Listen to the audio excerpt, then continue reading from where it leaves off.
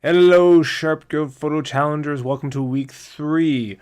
I'm feeling very lonesome in this week's challenge because this week's challenge is that of isolation. It's been very lonely here at the SharpGo Photo booth, but oh my god, am I excited for this week's submissions. First of all, thank you so very much for sticking with week 3. It's been absolutely phenomenal, the response to this. It is really great to see how people have been happy with the submissions, with the challenges so far, and also the shots that they've been taking, the progress that they've been having. I'm getting a lot of comments from people about how great the feedback is, not just from me, but other people who come to the Facebook galleries to then give their own feedback on each photo, and little tips and tricks here and there. It's been absolutely great. I couldn't have expected a better response, so please keep it up. Here's how you can help spread the SharpGoat Photo Challenge around. Send them over to the sharpgoat.com/blog site, where there will be all of the videos for the SharpGoat Challenge. Go here. So there will be a post for each new challenge each week that comes out every Monday, and also on Mondays as well the critiques, the video critiques. I'll post the playlist of that week's challenge, and where you can check out all the information as well. There will be accompanying blog posts with any other details needed. But there you go. You can send them over to the sharpgoat.com website. They can click over here on blog.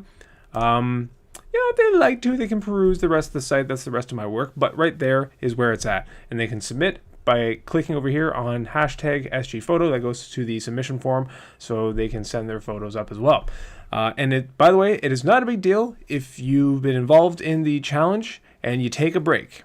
If you didn't participate this week, that's totally fine. That's the idea behind this weekly challenge. You can jump in whenever you like on whichever challenge that you feel, hey, that's something that I'd like to get in on, and I think that's going to better my photography skills, then go for it. If it's something that you're not particularly interested in, don't bother. It's okay.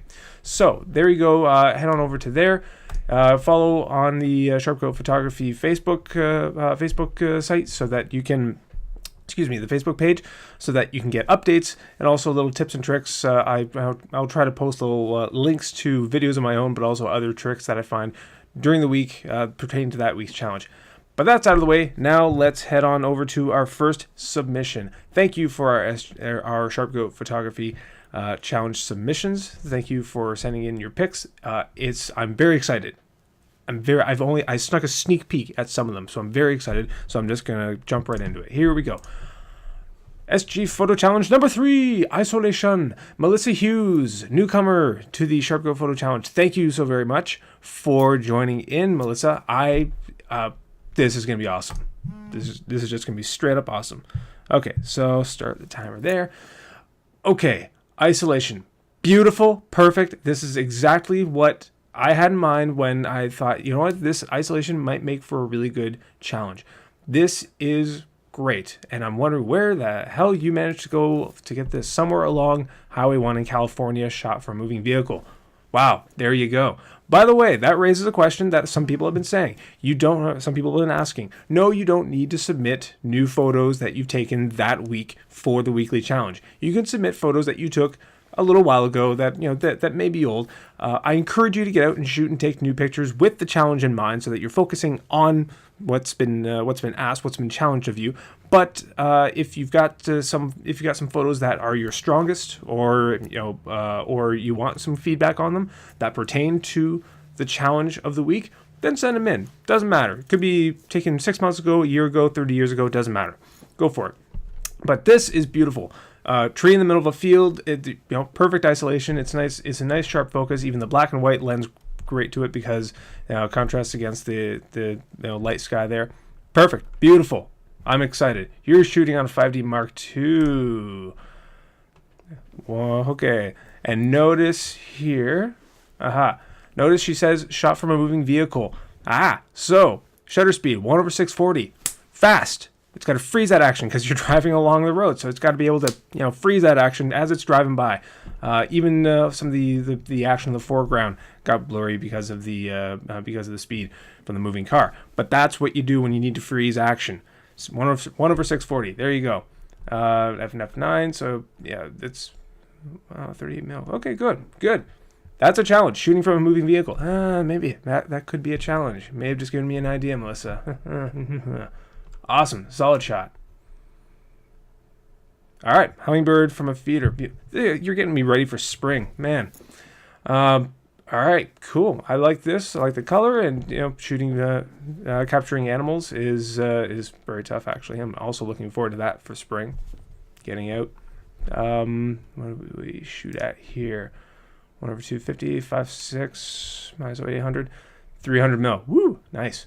So yeah, those are some good settings for you. Those of you who are thinking about shooting. Well, birds in particular are difficult, but animals, period. Because of course, hummingbirds, they move. Birds, period, they will move. So you have to anticipate and be able to make sure that you're going to set yourself up to capture them in focus.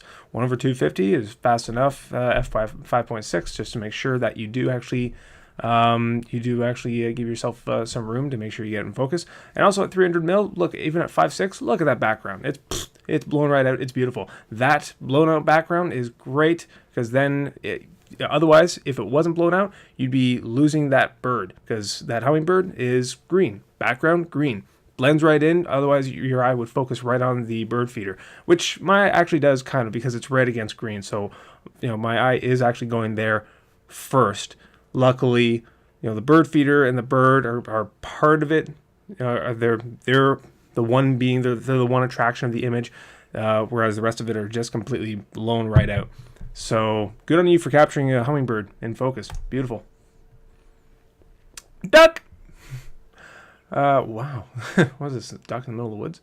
Interesting. Wow, you got some interesting shots. So there we go. And these were taken last summer. Awesome. See? Submit shots you took last year. Doesn't matter. Well, this does isolate the shot.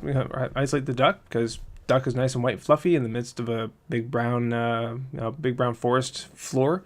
So yeah, done deal. And you don't even need to zoom in, fill frame or anything like that. I don't know how you found a duck in the middle of the woods, but good on you for having your camera on you when you did have it. Cool. And here, oh, beautiful, beautiful. Man, screw you, Melissa. You're spoiling us and getting us all ready for spring. It's not here yet, but this is giving me ideas. Cool. All right, this must be a macro shot. Maybe. So what were you shooting with this? 24. Nope, 24 to 70. Nice. Okay. Well, beautiful. There we go. So yeah, that there's a way to isolate just the color. Period. Look at that. Purple against green. It just pops. That's one solid way to isolate your subject. And of course, she's blowing out the background as well. So your eye right away goes to that straight line going that first plant right there. Yeah, very, very nice. The only thing I might say is hold on, 2.8. That seems my eye goes right to the middle, that first middle blossom right there. So if you only want to get this entire stem in focus, then you might want to close that up. But that's only if you wanted to do that. You'd still have the background nice and blown out, and you'd have the whole stem in focus. But as it is right now, luckily you've got a blossom right in the middle there. My eye immediately goes there, and plus it's also framed. Look at this, where half of the stem is mostly bare of blossoms, and the bottom half is abundant in them. So that first one is open and facing us right there. That's important. That's my timer. So awesome. And we got one more here. Whoa, this ain't spring. What's up? What's going on here? This is wicked. Where do you go to get this? Okay, awesome. This might also be a solid black and white, but then you lose that red cherry color. So, actually, no, ignore that. Not black and white. This is good. So, what'd I do? I hit that I didn't want to. So, there we go. 125, f2.8, 250, 35 mil. You like shooting 35 mil for the 5D Mark II. Interesting. So, all right, cherries frozen on a branch. Oh man, where the hell was this? Yeah, where the hell was this? Okay, so yeah, this is isolated pretty nicely. It kind of blends with this second one back here. So either I would have stepped. What I would have done is either sidestepped a little bit to separate the two, and just kind of isolate the one, or stretched out my depth of field, closed up my aperture so that I could get both in focus. But this is also beautiful. Or actually, you know what? I probably would have just gone out and plucked it, and warmed it up and eat it. Maybe. Actually, I don't know if those things are poisonous or not. I'd probably be dead if I went for this shot. So yeah, that's what I would have done. But dark red color against a blown out, nice highlight intensive background. Yeah, good job. There are more here. So shooting people outside in the wintertime. This is the whiteness of the snow and the reflection of light that you're going to get from it really helps actually with your shots. You just have to know how to expose properly. So notice what she's done here. I'm going a little off topic from isolation for a second, but it is actually important for isolation. So you always have to expose for the person's face, and so that means blowing out the background and making the highlights completely pop and just become like bright heavenly light. That's what you want. You want to make sure that, because otherwise if you expose for the snow, that's going to bring it right down. You're not going to see the subject's face at all. So this is beautiful. Eyes nice, wide open. That's what my eyes are connecting with right away. Boom. Her eyes nice and wide. They've got a little bit of reflection of I can actually see Melissa in there, but notice there's a little bit of reflection of white in there of I guess like the snow behind her. That is great. That is perfect. What you want for something that you need something that reflecting in the subject's eyes for you to connect with. If it's dark, if there's no light, there's no spark, there's no nothing, then it's more difficult. But that's great. Nice big smile. You must have shot this 1.4. Daring. Awesome. And what else here? 50 mil, 100. Okay. Cool. Yeah, so when you're shooting outside in the snow, a little bit of snow left, so get out there and shoot it while you can. ISO 100, you don't need, obviously, a lot of light, so remember to crank that shutter speed up to compensate, or get yourself an ND filter, throw it on there, and drop the exposure down for you. But yeah, eyes are nice and right center there. Yeah, it's beautiful. Good shot. Actually, going back. The one thing, whatever this, it's good that you have this back here, by the way. If this hadn't been here, whatever, even though it's blown out, I don't know what it is, this dark something, if that wasn't there, then this would have looked like it was just shot against a white backdrop. There would be absolutely no definition there, nothing, no context, so nothing to break it up. So actually, it would have isolated it a lot more, but that would not have made for a better photo necessarily. So having something in that background blown out, so this is something you should look for when you're framing up. Watch your background, not just Melissa, anybody. Watch your background, because sometimes you need something filling the background, filling that dead space just to add to the shot. Sometimes you don't. Sometimes what you're going for is nothing at all, nice and clean background. So it depends on what you're going for. Awesome. That's where the light is. That's where my eyes go. Isolated. So we got nice. It must have been an overcast day-ish in the middle of the woods, where you would be surprised to know that in the woods often there's not a lot of light coming through. Try shooting in the woods sometimes in this coming summer, unless some woods have a lot of light coming in. But during the day you can lose light really fast in there, especially with a lot of foliage. So anyways, that's where the light's coming in. There must have been a shaft of light that was hitting those leaves there. Boom! That's where my eye goes. Perfect. That's how to isolate them. These tree trunks in the way, they kind of add to frame it a little bit. I might have killed some of this space over here, even though this kind of looks nice. But maybe would have widened out or moved if I could, so that the tree branches, or sorry, the tree trunks, these two trees in the front here, would have been a little bit farther apart to give me a little bit of a wider frame, just so I'm not cutting that one off. But otherwise, that's just nitpicking. Color against color. You got yellow. It's a little it's blown out, but you still have yellow orange of the leaves against the dark green of the background of the forest there. Light against dark. And enough distance that you can get that into sharp focus and blow out your background just a little bit. Perfect, great.